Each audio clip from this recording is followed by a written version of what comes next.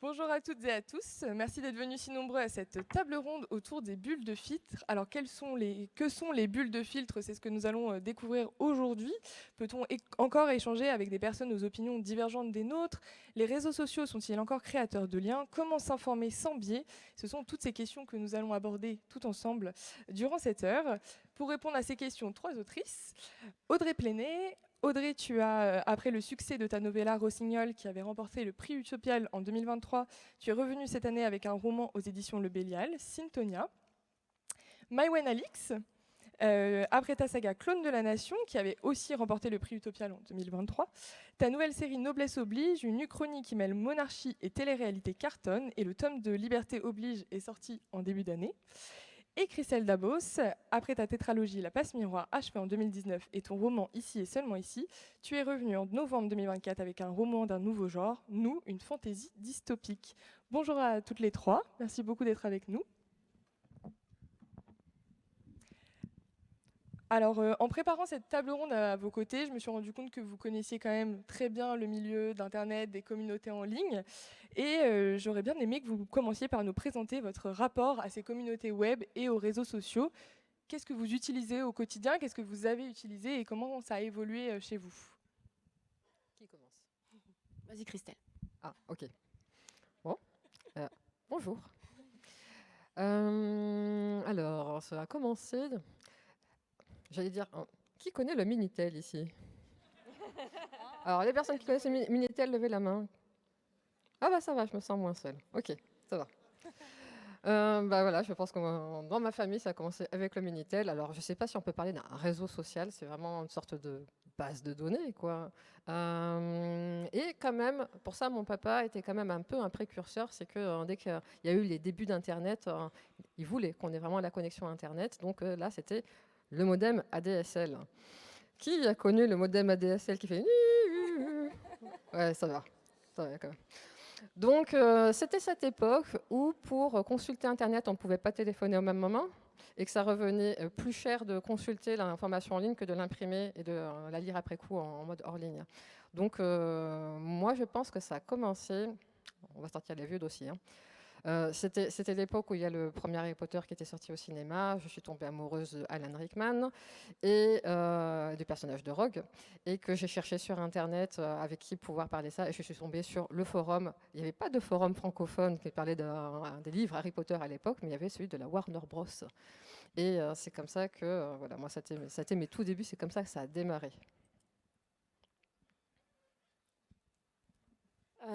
Eh bien, moi, j'ai pas connu le Minitel. Je sais qu'on l'avait à la maison, mais c'est un truc. Mon père était dessus. Par contre, non, j'ai connu les débuts d'Internet avant Google, où il y avait voilà, l'ICOS, va chercher. Voilà, personne ne comprend plus cette référence. Voilà, c'est à quel point c'est vieux, quoi. Alors, IRC, bien sûr, quand j'étais au collège, j'étais sur Messenger. J'ai eu un Skyblog. Et le cherchez pas, je pense qu'il doit être sur les archives de l'INA maintenant, mais le cherchez pas. Et j'ai fait partie des premières utilisatrices de Facebook en France, quand ça a été lancé en 2007, que c'était encore un réseau d'étudiants avec que des blagues potaches. Ou à l'époque, c'était vraiment un réseau, pour le coup, extrêmement social, parce qu'on l'utilisait pour s'échanger les photos de soirée, pour planifier des événements, que ce soit les compétitions sportives, les après-midi goûter à la résidence, ou les grosses soirées étudiantes. On se tenait au courant comme ça. J'étais notée comparée aux autres filles quand c'était encore possible. J'étais super hot. Bref. C'était une autre époque. Et ensuite, j'ai eu quoi? Ensuite, j'ai été sur Insta, j'ai été sur Twitter, j'ai été sur LinkedIn, j'ai été sur TikTok, et j'ai tout fermé. J'ai tout fermé sauf Instagram, parce que j'en ai encore besoin, même si j'ai une relation amour-haine avec Instagram, parce que j'aime bien pouvoir rester en contact avec des gens surtout du monde du livre. Mais je déteste me faire alpaguer par les réels parce qu'ils commencent à me connaître vraiment très bien. Et donc, ils savent toujours quoi me mettre pour que je continue de scroller. Toi aussi, de la nourriture pour chat. Oui, alors moi, c'est des chats, c'est de la rénovation de meubles, d'appartements. Oui, c'est des trucs très spécifiques à chaque fois. Et puis sinon, je suis sur Reddit et c'est les deux seuls que j'ai gardés. Sinon, tout le reste, j'ai jeté. Alors pour ma part, oui, team Minitel, qui était à la maison et qu'on utilisait pour consulter les horaires de cinéma. Quand on allait voir The Mask au cinéma, il fallait vérifier les horaires. Et l'horreur absolue, c'était, je crois que j'ai vécu les dernières années où après une prépa, il fallait s'inscrire aux oraux de grande école de commerce et ça se faisait par Minitel. Et en fait, c'était horrible parce que finalement, on était les derniers, c'était vraiment les dernières années avant que ça passe sur tout Internet. Et on n'était pas aussi doués que nos parents pour le faire. Donc en fait, on appelait tous nos parents en disant je comprends pas, il y a une touche verte et orange. Et c'est un peu la cata. Et en fait, on s'était arraché les cheveux. Et vraiment, je crois qu'on était la dernière année, ils avaient arrêté après. Et puis oui, alors j'ai commencé à utiliser Facebook aussi en 2007 aussi. On se poquait. On faisait beaucoup de POC. Oui, Voilà. Bon, ça veut dire beaucoup de choses derrière le POC. Hein. C'était toute une interprétation. Voilà. Ceux qui savent ça. Et en fait, c'était à cette époque aussi des forums et je trouve aussi simplement d'un Internet où il y avait vraiment plein de sites, mais minuscules, des passionnés qui écrivaient pendant des pages et des pages sur un truc hyper spécifique. Et il y avait ce bouton, je ne sais pas s'il existe encore, en fait, je le vois même plus. Et je sais que je l'utilisais à l'époque parce que Internet semblait petit. On dirait qu'il n'y avait pas grand-chose. Enfin, il y avait plein de petits sites très spécifiques et c'était le bouton sur Google « J'ai de la chance ». Où en fait, on faisait une recherche et le « J'ai de la chance », on n'avait pas la page de recherche. On avait le premier site. Et j'avais tapé, je me souviens avec des copains, on disait « Mais c'est pas possible qu'on puisse vraiment tomber sur les trucs bien ». Et j'avais tapé la chanson de la patate, j'ai de la chance, et j'étais tombée sur un site qui te chantait avec les paroles la chanson de la patate. Ça n'a pas fait un tube, hein, mais c'était quand même assez fun. Et c'était ce foisonnement, d'un côté ça semblait petit, et en même temps on avait tellement de choses hyper spécifiques. Les premiers forums, les forums Doctissimo qui commençaient à nous faire flipper énormément, mais c'était quand même des premiers échanges sur la santé. Avant les systèmes de notation, on n'avait pas les étoiles, on n'avait pas d'avis, c'était vraiment du pur, vraiment de la page qui se déroulait sur des kilomètres. Et c'était assez magique. C'était l'époque où Internet était très cool, en fait. Et au final, cette promesse de foisonnement, ça s'est rétréci avec le fait qu'aujourd'hui, on clique sur 3 sites, 4, on fait un Facebook, on fait un Insta et Marmiton pour les parents, vous savez aussi, et peut-être un 4e qui vous est personnel et je vous laisse vous le dire en conscience. Mais voilà, et en fait ça s'est beaucoup réduit parce que tout le monde s'est retrouvé sur les mêmes sites avec des pages, des profils, etc. Plutôt qu'avoir plein de petits sites qu'on avait chacun construits. Et sur les réseaux sociaux, oui, j'ai Facebook. J'arrive pas à réussir à m'en sortir. Instagram, c'est tout. Après, les réseaux un peu bizarres, il y a Blue Sky, sur lequel je me suis mis pour suivre quasiment uniquement de la presse étrangère, qui me permet de compiler, en fait, c'est vraiment un agrégat pour moi d'articles de presse. Et ensuite, il y a des réseaux qui sont bizarrement pas sociaux, mais qui le deviennent. Si vous avez un blog WordPress, vous suivez d'autres blogs et vous tombez dans une communauté de blogueurs. Et je pense que les blogueurs SF sont là parce qu'ils se reconnaîtront. On peut aussi, YouTube peut retomber un peu quand réseau social, la façon dont tu l'utilises. Même Marmiton, hein, si vous suivez les... On peut tout faire. Hein. Voilà. Et puis LinkedIn, qui est le réseau qu'on déteste adorer utiliser, parce que c'est tout un autre langage. Et bon, ça restait pro. Mais il y avait d'autres choses. On a eu Copains d'avant. Qui se souvient de Copains d'avant? On mettait les photos des camarades. Oui. Donc plein de ce type de réseau. Et puis voilà, j'ai dit stop à un moment, mais la question aussi de à quel moment on dit stop. Donc stop TikTok. Il y a un nouveau truc, la Be Real. Je sais pas si vous avez vu, vous devez envoyer à une certaine heure une photo de vous. Et voilà. Ah, l'angoisse. Une photo de ce que vous faites. En fait, c'est ça. Donc, si tu manges des pâtes carbo, tu fais la photo de ta pâte carbo et t'envoies. Voilà. Et tu vois ce que tous les gens autour de la planète font à cette heure-là. Voilà. Donc voilà, et il y a d'autres réseaux, et moi j'ai dit stop un moment pour le temps de cerveau disponible en fait sur ça. Moi, TikTok, j'ai longtemps cru que c'était une nouvelle marque de chocolat. Je comprenais- Tout le monde en parlait autour de moi et vraiment, il m'a fallu vraiment beaucoup de temps pour comprendre que c'était un nouveau réseau social qui avait émergé et je suis complètement passée à côté. Puis après, on m'a dit qu'il y avait toute une communauté de mes livres qui étaient dessus, mais je suis allée voir et en fait, je ne suis pas restée, je ne suis jamais créé de compte. J'étais pas très à l'aise avec celui-là. Du coup, ce que je comprends de ce que vous me dites, c'est que au départ, il y avait quand même la volonté d'aller sur Internet pour s'informer, pour par nécessité, pour regarder, s'inscrire sur un certain nombre de démarches administratives parfois laborieuses, et pour créer des réseaux sociaux, pour rencontrer des gens. Est-ce qu'aujourd'hui, vous avez, parce que vous êtes toutes les trois, je crois, plus trop en fait sur les réseaux, est-ce que vous avez, enfin de façon un peu sporadique, est-ce que votre volonté d'ouvrir votre téléphone ou d'ouvrir Internet a changé? Est-ce que vous allez chercher des choses différentes par rapport à avant, quand vous étiez plus jeune, que vous vouliez aller dans ces communautés, etc. Alors, moi, je suis restée quand même assez active sur Instagram. Et bon, je reste un peu fidèle à Facebook parce que je crois que même si le réseau social est un peu en train de petit mourir, voilà, il y a quand même un public dessus. Mais moi, clairement, enfin, je suis quand même obligée de dire que les réseaux sociaux ont complètement changé ma vie. Je ne serais pas publiée, je ne serais pas en Belgique où je vis actuellement. Enfin, je ne sais pas du tout quelle serait ma vie s'il n'y avait pas eu Internet. Mes tout débuts, là tout à l'heure, je parlais donc du fameux forum de la Warner Bros. Où j'ai rencontré la seule personne qui, à cette époque, était amoureuse de Rogue comme moi. Et on s'est fait traiter de déviante par tous les autres membres. Et du coup, on s'est exilé sur MSN Messenger pour continuer la discussion. Bah, aujourd'hui, c'est ma voisine. Et voilà, à l'époque, c'était juste un smiley sur Internet. Et c'est elle qui m'a montré l'univers de la fanfiction et que j'ai commencé à écrire des fanfictions. On a fait beaucoup d'échanges. Puis après, mon premier roman personnel, c'était pas La Passe Miroir, c'était autre chose. On a échangé dessus, elle m'a beaucoup encouragée. Et puis après, moi, j'ai découvert Plume d'argent, dont, si j'aimerais bien toucher un petit mot, mais qui a joué une importance capitale, quoi. Tu veux développer un peu maintenant ou... Si ça ne vous dérange pas. Bah vas-y. Ok, très bien. Alors, Plume d'argent. Plume d'argent, à la base, c'est une... alors, je vais en parler au passé, parce que depuis hier soir, Plume d'argent n'existe plus. Voilà. Pour les personnes qui ne seraient pas au courant, bah voilà, c'est fait, l'annonce est un peu brutale.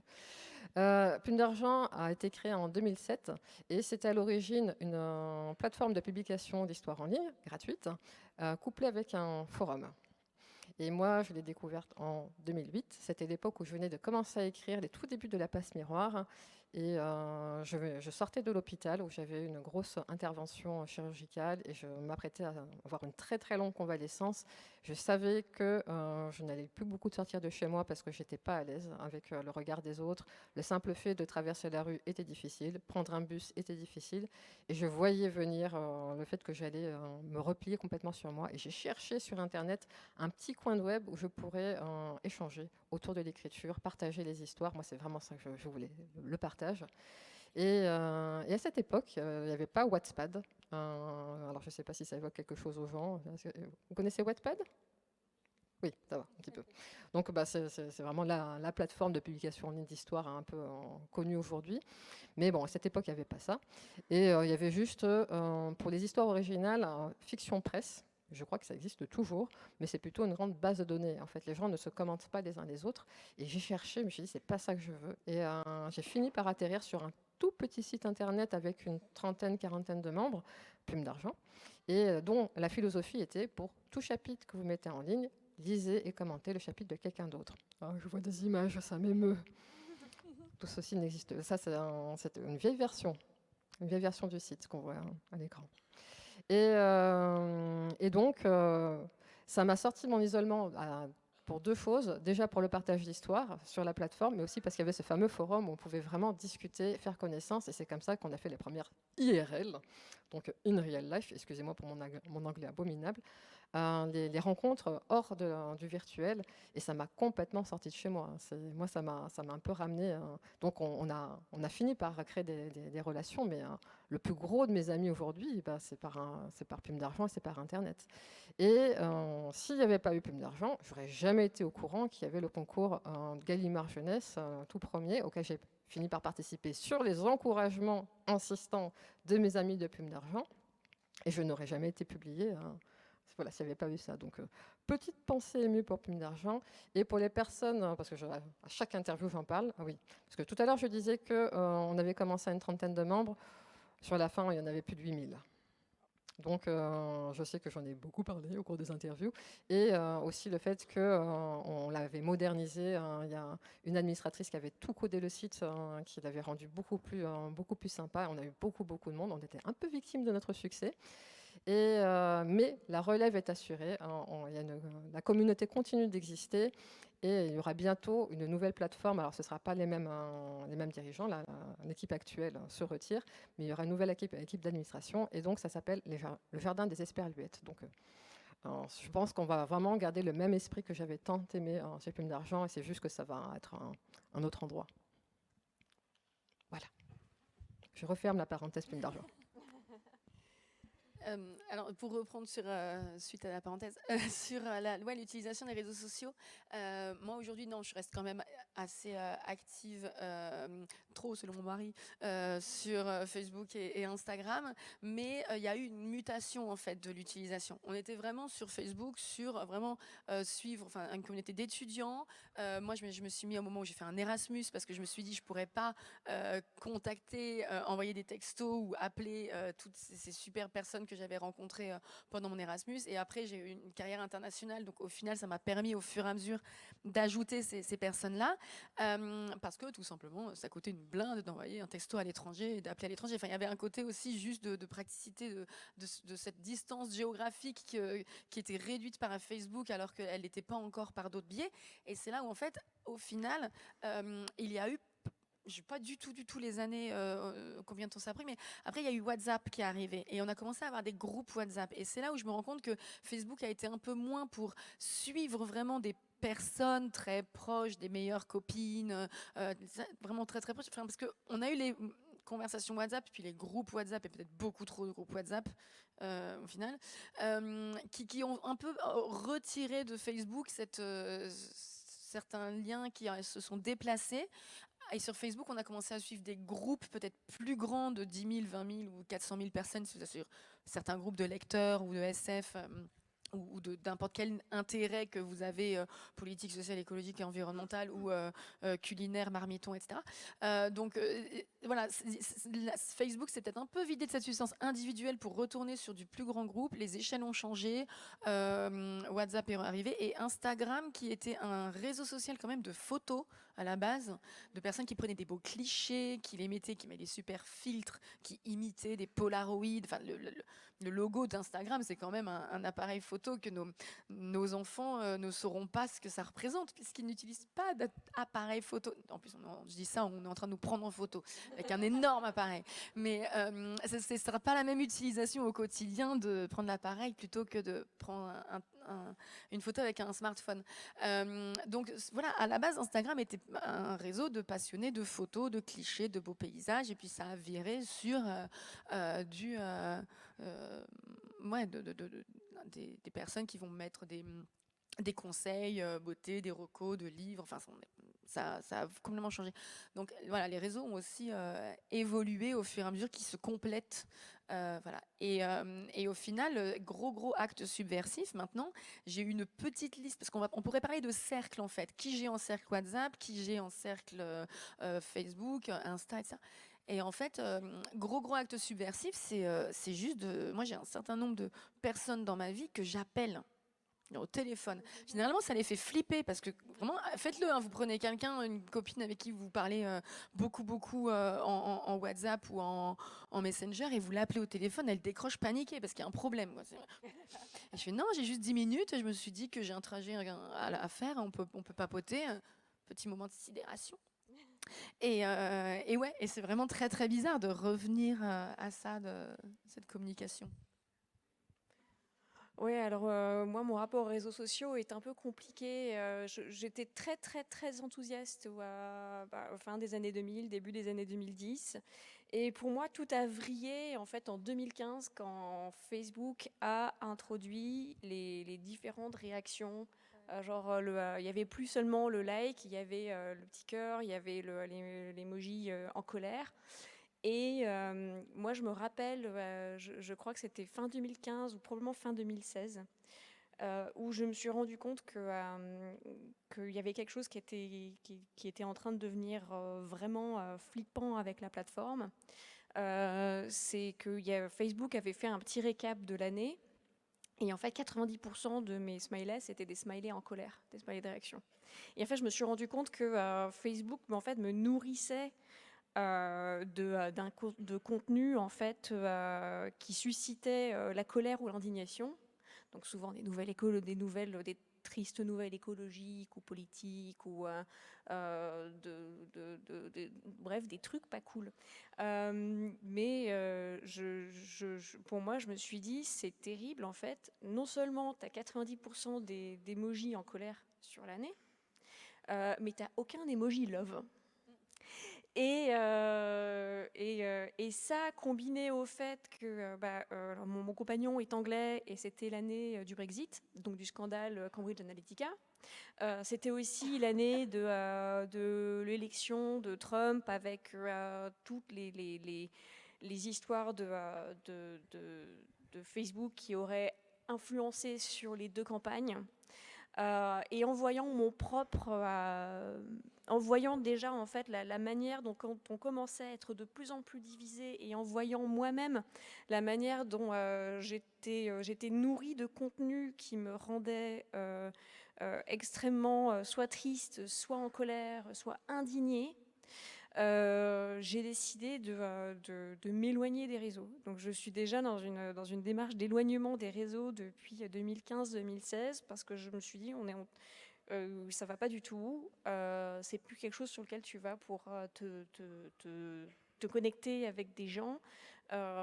C'est devenu quelque chose qui est en train de te manipuler, de te rendre littéralement mal. Et donc, il est peut-être temps de retourner à la réalité, de prendre un peu de recul.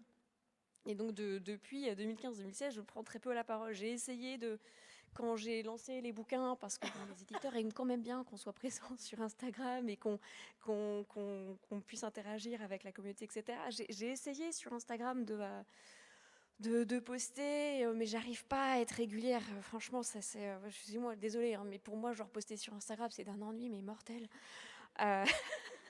Donc voilà, j'étais déjà donc très peu investie, je ne suis quasiment plus investie. Le seul réseau où vraiment je vais très souvent, c'est Reddit, parce que je m'en sers comme agrégateur d'infos, et aussi parce que Reddit, en fait, ça rappelle vachement les forums du début, fin des années 2000, où voilà, c'est une espèce d'énormes forums avec des sujets qui sont hyper niches, et je vous recommande très fortement le subreddit crochet. Voilà, si vous faites du crochet, alors non seulement, même si vous faites pas de crochet, c'est la communauté la plus gentille du web. Ils sont adorables. Même si vous postez vos créations les plus pourries, ils vont toujours vous dire « C'est super, c'est génial ce que tu as fait !» Bref, non, c'est une super communauté. Mais voilà, du coup, pour moi, c'est vraiment relation amour-haine. Je suis encore un petit peu sur Insta parce que j'en ai besoin et l'algorithme n'est pas encore dans une démarche où il essaie de me secouer. Je me sens pas mal en sortant, mais sinon, j'essaie d'y être le moins possible pour mon propre bien-être. Et pour rebondir là-dessus, tout à l'heure, Audrey, tu parlais de l'effet un peu massif qu'il y a eu sur Facebook avec beaucoup l'arrivée de nombreux utilisateurs et sur tous les réseaux, on l'a vu, il y a eu de nombreux créateurs qui sont arrivés. Parallèlement à ça, pour faire face, il y a eu ce début des algorithmes qui ont commencé aussi à faire une sorte de filtre sur ce qu'on voit, puisqu'en fait, c'est plus possible de tout voir. Et c'est le principe de la bulle de filtre, c'est en fait ces algorithmes qui vont nous montrer ce qu'on a envie de voir. Vous, en tant qu'autrice, en tant que créatrice, est-ce que c'est un avantage d'avoir ces bulles de filtre parce que plus facile d'atteindre vos communautés parce qu'en fait, par exemple, Bookstagram, donc la contraction Books Instagram pour ceux qui ne connaissent pas, c'est une vraie communauté très engagée. Est-ce que donc cette bulle de filtre, elle vous sert, c'est un atout, ou est-ce qu'au contraire, vous trouvez que c'est un désavantage et que ça peut même être dangereux? Oui, enfin, c'est les deux, hein, clairement. Parce que oui, effectivement, on est arrivé, les algorithmes ont commencé à devoir trier ce qui était montré à l'utilisateur ou à l'utilisatrice parce que le contenu devenait trop important. Et on n'a pas aussi parlé de à quel moment Facebook a fait, enfin que les entreprises ont pu arriver sur Facebook aussi et commencer à avoir, tu sais, les posts sponsorisés qui ont vraiment changé. Mais c'est vrai qu'à une époque, vous alliez sur Facebook et vous aviez vraiment toute l'actualité de vos amis et à un moment, c'était marqué, vous avez tout vu. Il y avait un petit trait gris marqué, vous êtes arrivé à la fin de l'activité de vos amis. Mais ça n'arrive plus jamais, en fait. Tout simplement parce qu'effectivement, ils ont dû mettre en place ces algorithmes-là pour choisir qu'est-ce qu'ils montraient, comment ils choisissaient. Algorithmes qu'après, on pouvait un peu, qu'on peut un peu twister en rajoutant à certaines personnes, dire montrer en priorité ou certaines pages, dire montrer leur actualité en priorité pour les faire un peu remonter. Je me demande toujours si c'est très, très, très sincère aussi, mais si finalement ils disent pas des choses. Facebook est devenu également une sphère marchande. Hein. Enfin, il y a également beaucoup la question de vous faire voir des produits, vous faire vendre des produits. Voilà, donc il y a des choses qui ont changé avec cette arrivée des algorithmes parce que tout simplement, on pouvait plus humainement tout voir. Ok. Après, nous, quand on écrit, quand on crée du contenu, etc., oui, bien sûr, on veut aussi que notre message, il atteigne son lectorat. Donc, à une époque, moi, j'avais même fait des posts sponsorisés de moi. Donc, j'avais payé pour de la pub Facebook. Il fallait dire à qui voulez-vous montrer votre message. Donc, tu dois donner un genre, tu dois donner une nationalité ou une zone géographique, tu dois dire une personne qui sont intéressées par le crochet, le tricot, vous voyez, ce genre de choses. Et c'est très difficile, mais en fait, voilà, c'est pour cibler. Donc oui, quelque part, ça va nous aider quand même. Hein. Les hashtags sont aussi des choses qui sont importantes. On veut que nos titres soient quand même, enfin, ils arrivent à la bonne personne qui aimera ces titres en fait. Mais c'est enfermant aussi parce que les livres, on retourne sur la question de comment on se catégorise et les livres, finalement, nos livres, je pense, pourraient aussi plaire à un lectorat peut-être différent auquel on n'a pas pensé. Donc oui, c'est clairement à nuancer, mais c'est là où moi j'essaye de pas me considérer sur les réseaux comme uniquement une vendeuse de bouquins. Enfin, je veux dire. Non, mais c'est bien si vous les achetez aussi, hein, je dis pas le contraire quand même. Mais voilà, j'essaie de garder des réseaux aussi personnels sur d'autres choses et de pas arriver juste sur ça. Et puis moi, c'est aussi une façon pour moi d'avoir du contenu autre. Enfin, ça va dans les deux sens. Donc. Oui, moi, il y a l'aspect communautaire, je pense que j'avais voulu recréer parce que j'avais connu avec Plume d'Argent. Sur Instagram, je me rends compte que c'est beaucoup. Enfin, tout ce que je vais suivre, c'est tout simplement des personnes que j'ai choisi de suivre. Alors, généralement, je vais suivre des personnes que j'ai déjà rencontrées. Il y a souvent d'abord une rencontre humaine et je me dis, après, on parle. Et puis, quand la personne dit, ah, mais je fais ça, et du coup, je m'inscris sur le compte Instagram. Donc, j'ai pas énormément de curiosité pour tout ce qui sort de mes personnes, mais je pense que je me protège aussi beaucoup. D'ailleurs, pendant très longtemps, c'était pas moi qui gérais mes réseaux sociaux, c'était mon conjoint. Je lui avais refilé le truc pour dire, avant d'aller sur Instagram, il y avait un groupe Facebook de la Passe Miroir, et c'était pas moi qui l'avais créé, c'était une amie de Plume d'Argent, mais c'était l'époque où la Passe Miroir n'était pas publiée. Donc, on était 5 membres sur le groupe. Et puis un jour, quand la Passe Miroir a été publiée, que ça a commencé à avoir du succès, des membres sont arrivés sur le groupe Facebook de la Passe Miroir, et de plus en plus, et de plus en plus. Et j'ai fini par prendre un peu la direction de ce groupe, de dire, bon, ça forme presque une communauté quoi, de la Passe Miroir. Et avec au début le côté très exaltant, c'était extrêmement chouette d'avoir tous ces avis, des personnes qui montraient leur fan art, qui faisaient des partages ainsi. Puis après, il y a eu le revers de la médaille, des personnes qui commençaient à partager des avis un petit peu moins favorables, un petit peu moins nuancés. Et aussi, moi, j'ai commencé à voir, c'est là où ça a basculé, c'était le moment, au début, les personnes qui disaient « Ah, Christelle, tu », tout d'un coup, c'était Christelle Dabos, elle.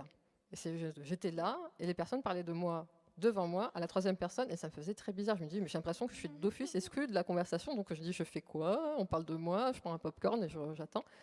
Et là où ça a commencé un petit peu à déraper, c'est lorsque, c'est bête, hein, mais je crois que c'était au moment de la sortie du 3e tome de La Passe Miroir.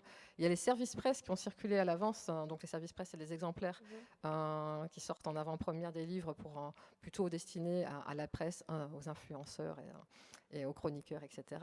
Et il y en a qui se sont un petit peu vantés sur le groupe Facebook pour dire « Ah, moi je l'ai eu ». Et là, c'est fou, comme en une soirée, ça a dégénéré. Il y a eu un énorme règlement de compte.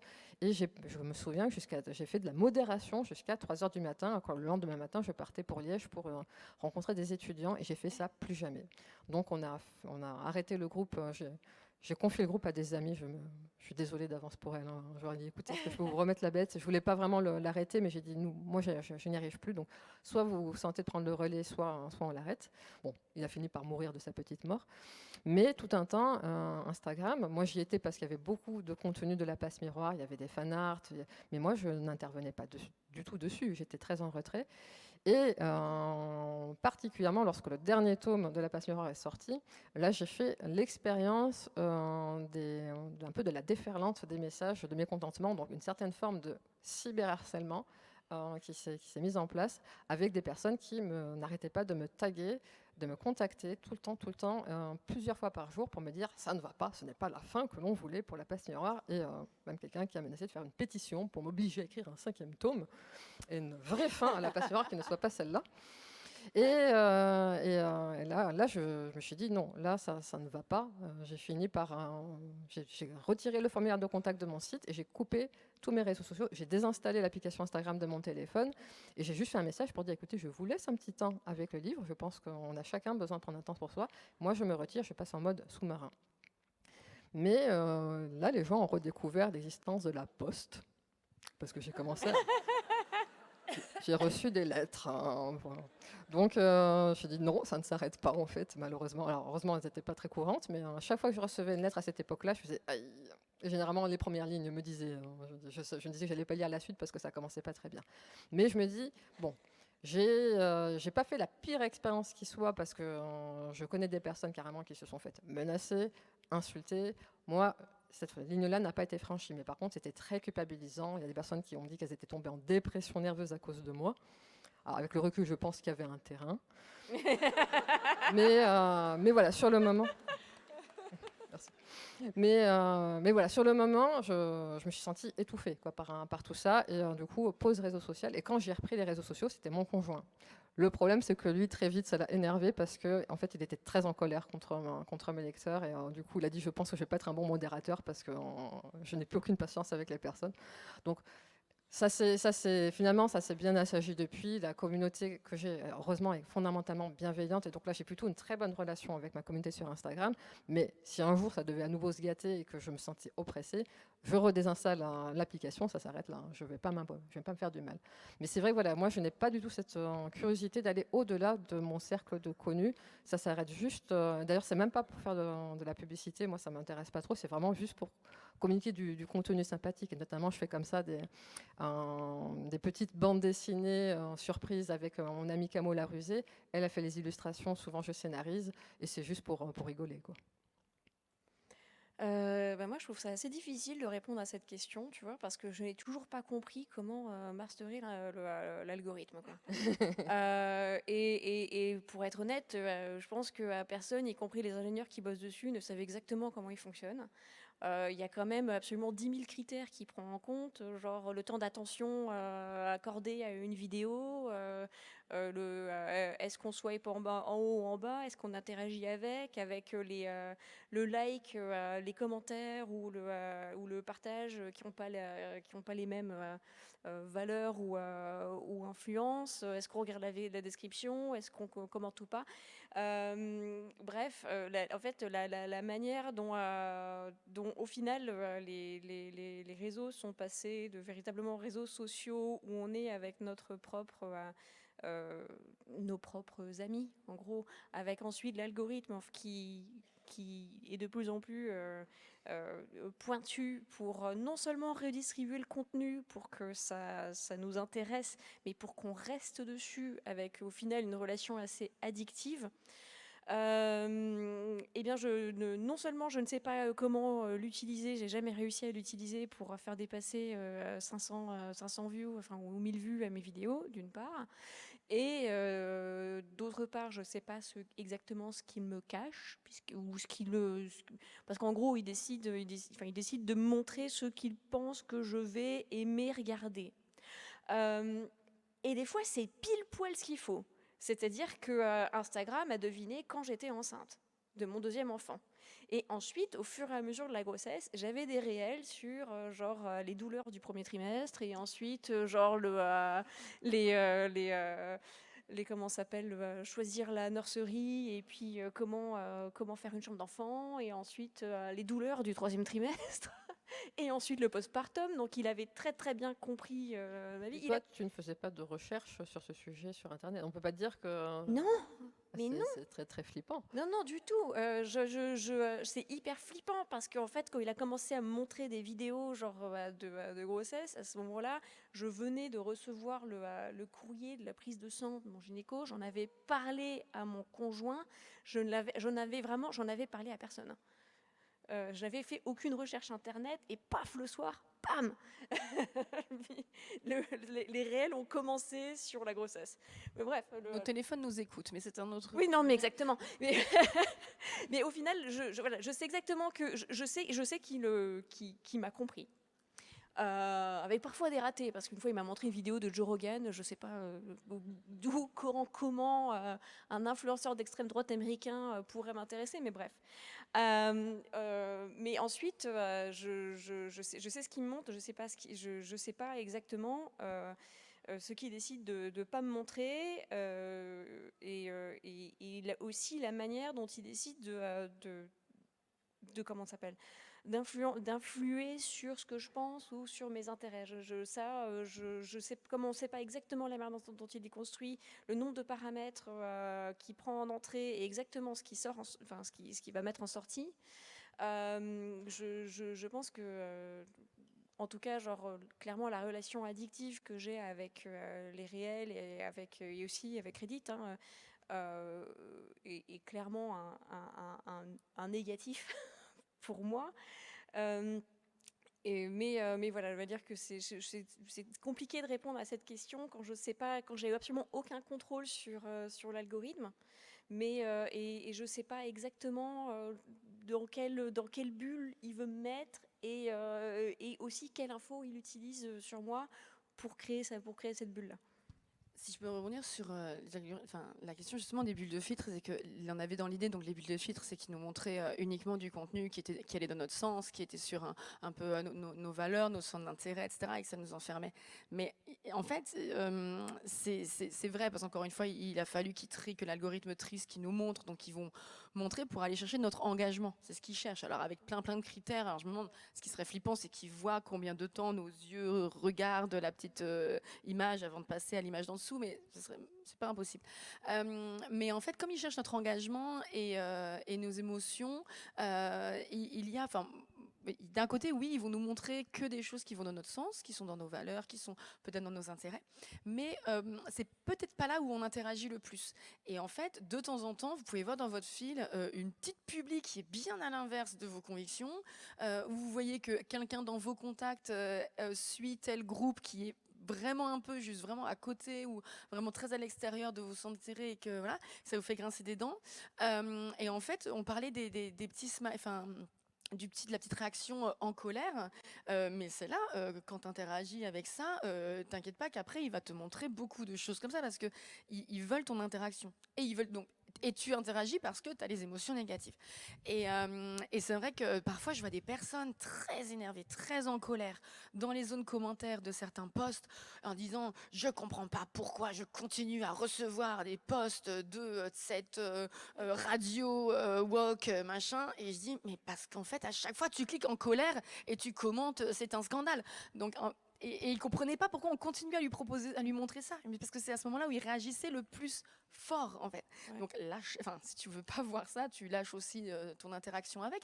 Et voilà, donc c'est pour ça que de temps en temps, quand ils viennent nous titiller avec des choses comme ça, j'essaie de prendre un petit recul en disant attends, avant que j'aille commenter ou être vénère ou vérifier qui de mes amis a peut-être suivi ou commenté, voilà, je me dis je vais pas leur donner ma colère immédiate. Leur donner ma colère autrement, mais froide. Mais ouais, parce qu'en fait, c'est ce qui est recherché. Donc l'algorithme, la bulle de filtre, elle va dans un sens complaisant et aussi dans un sens opposé.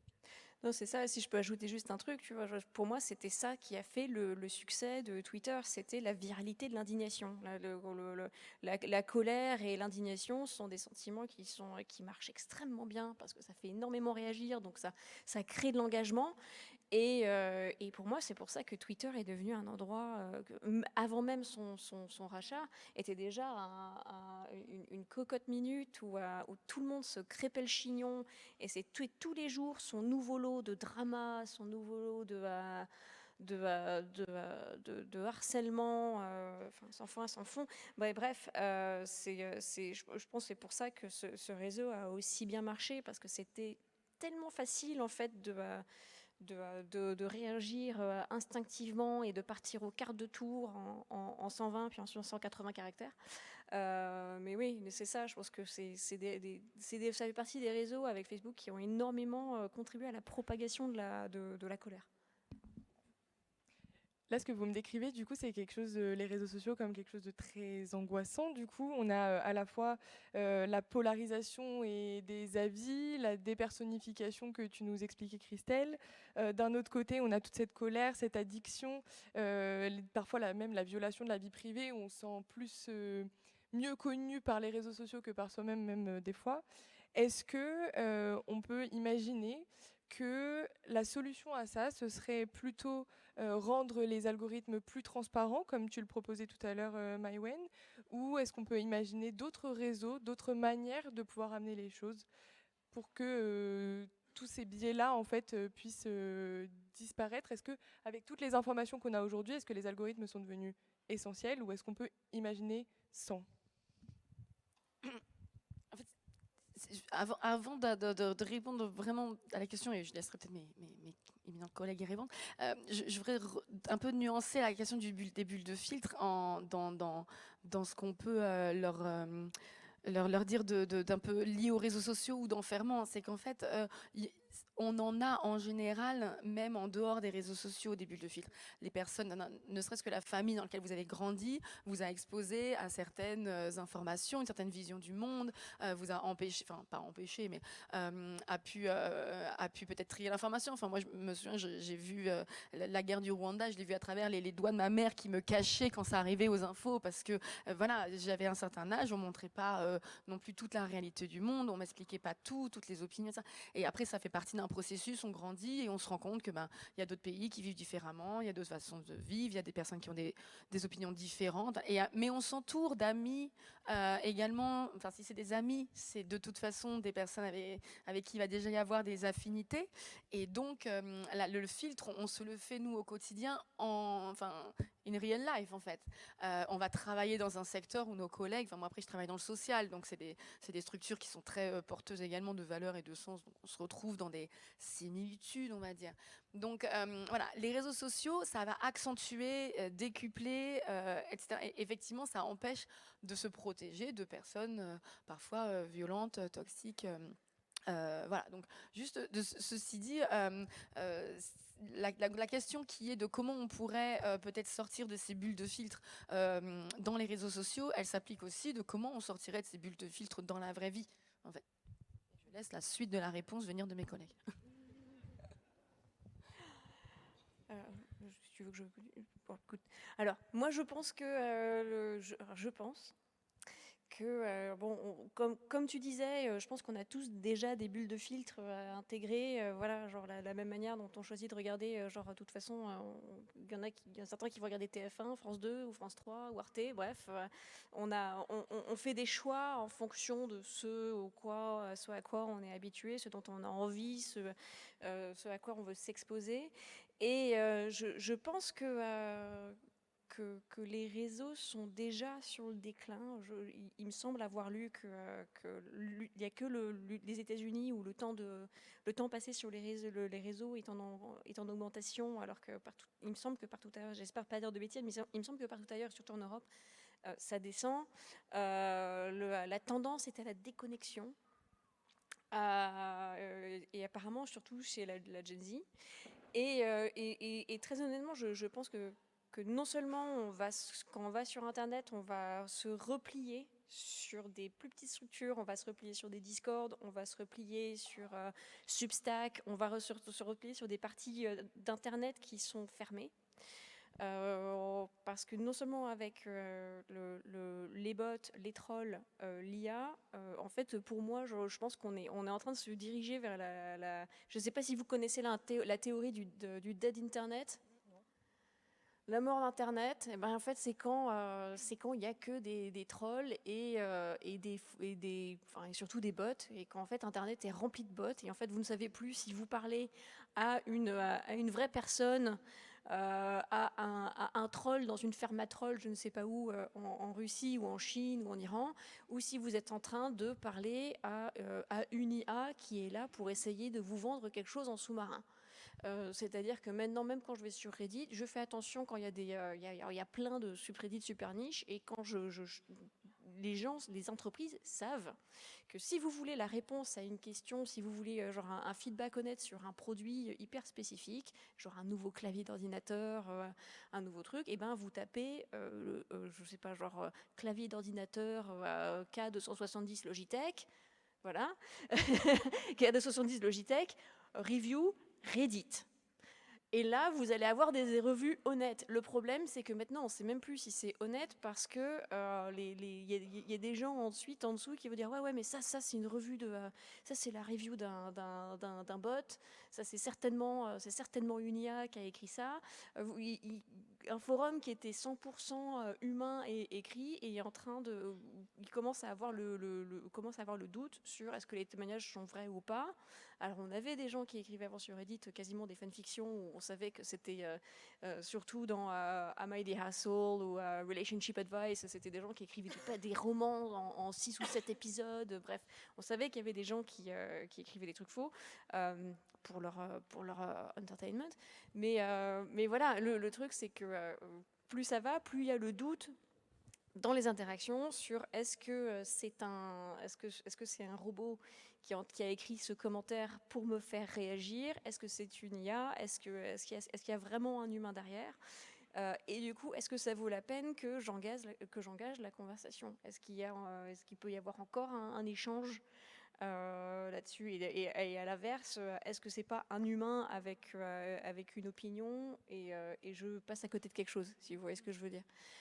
Et donc pour moi, je pense que d'une part, on va peut-être avoir un jour un algorithme qu'on peut nous-mêmes, on va dire choisir ou influer dessus pour recentrer exactement le contenu qu'on a envie de voir, les comptes qu'on a envie de voir en particulier. Alors, je ne sais pas vous, mais en ce moment, sur Instagram, on suit des comptes qu'on a envie de voir plus souvent, et on nous les montre jamais. Enfin bref.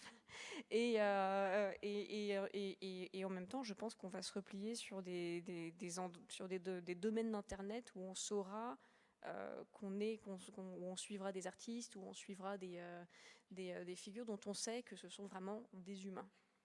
Mais je vois pas l'Internet avec le gros algorithme continuer comme ça. Bref, désolé, c'était un peu long. Mais... Est-ce qu'éventuellement, il y aurait des questions dans la salle ?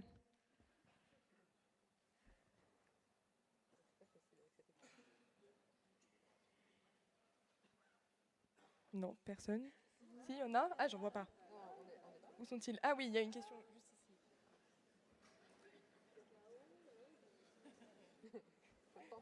Est-ce qu'il y a un micro ? Bonjour. Merci beaucoup pour le... Hop, je suis ici.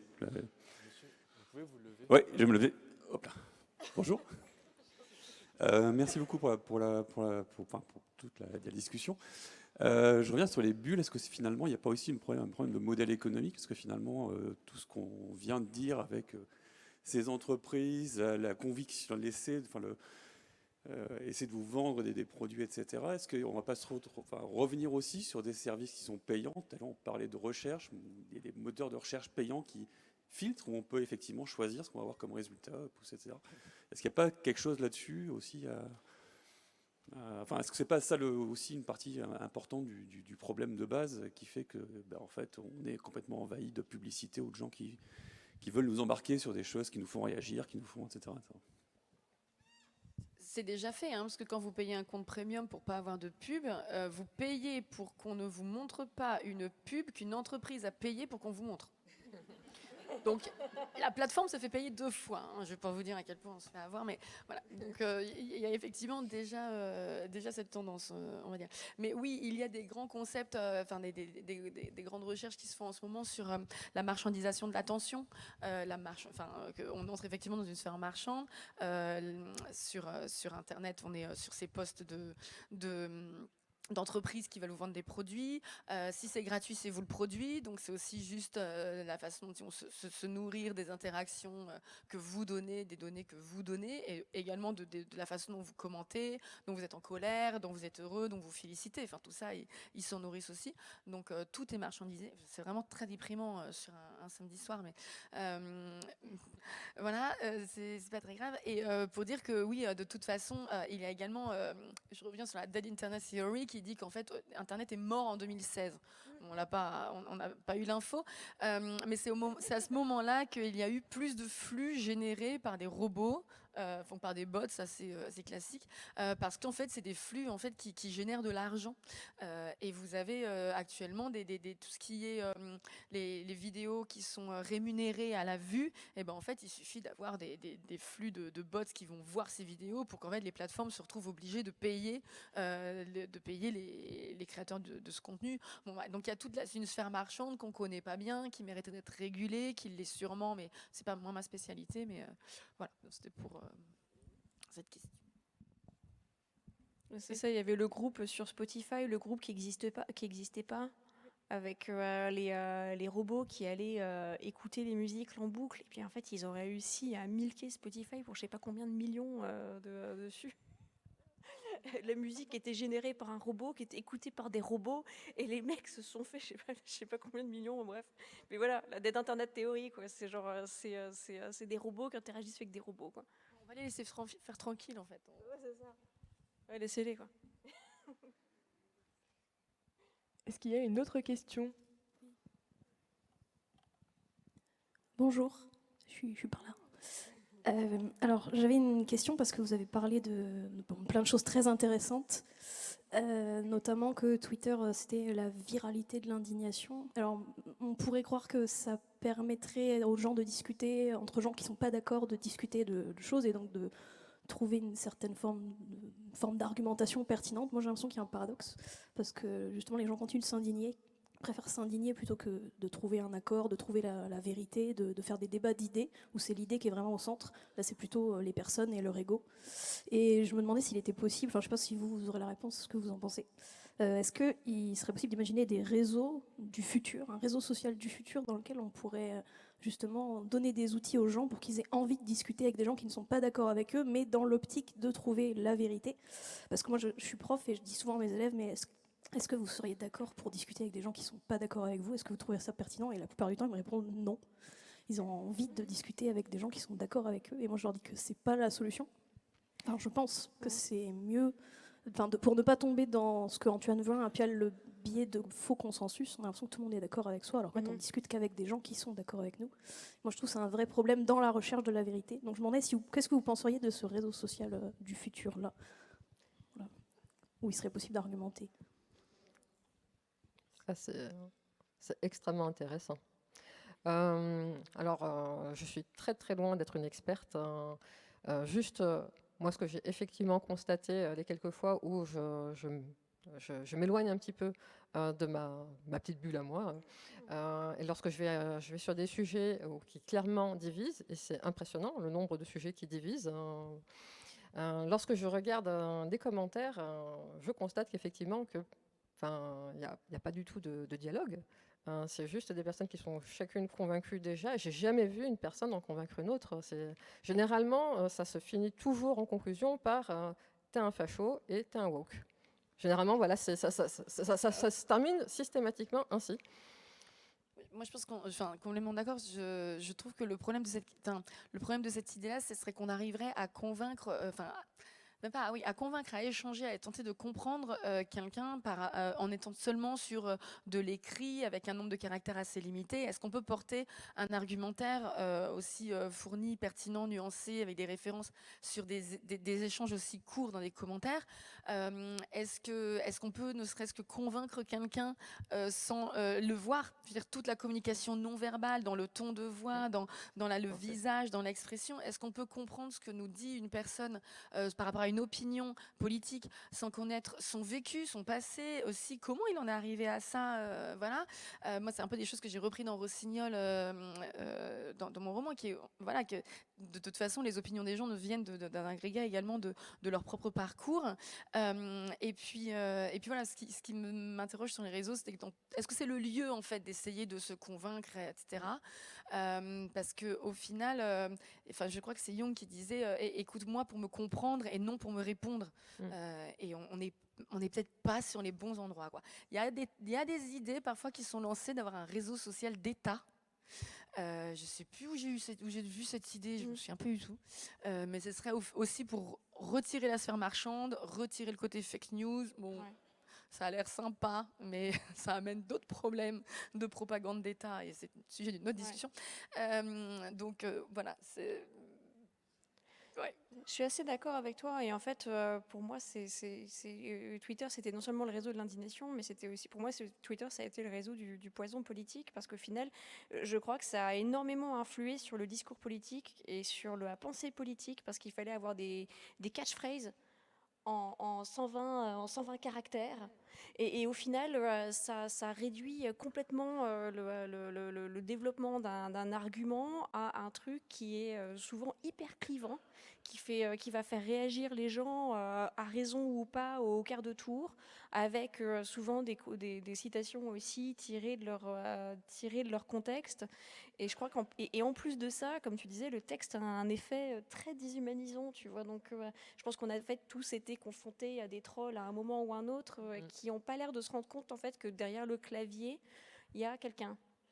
Et de la même manière, moi, il m'est arrivé d'être... Enfin, je suis toujours amie avec des gens qui étaient très, très virulents sur Internet. Et en fait, je me suis rendu compte qu'en discutant en vrai, qu'ils étaient adorables. Et alors qu'ils avaient un ton sur Twitter ou sur Facebook qui était... Mais genre, moi, je les entendais gueuler quand je les lisais. Et puis je les rencontre en vrai, mais en fait genre super gentil et tout, et puis parfaitement capable d'avoir une discussion normale et sereine, même si voilà sur certains sujets des fois on ne sera jamais d'accord, mais on est encore capable de discuter. Et pour moi genre c'est ce que je disais avec les emojis colère et puis le développement de Twitter et puis l'éclatage de Facebook en 2015-2016, pour moi il y a eu un moment où on a trop pété sur le réseau, on s'est complètement séparés, et je suis pas sûre que les réseaux soient une nouvelle réponse à ça, parce que je vois pas en fait comment on peut remplacer une véritable interaction et un véritable dialogue avec les autres. Ouais, ça m'a fait émerger des vieux souvenirs. Je me rappelle vraiment, je pense que les plus gros clashs que j'ai eu avec mes amis, c'était toujours sur Internet. Parce qu'en fait, au bout d'un moment, il y a une mauvaise interprétation du ton de l'interlocuteur, et à partir de là, ça dérape. Alors que si on passe en vocal, ça se règle en quelques instants, mais parfois on s'est vraiment, vraiment fâché.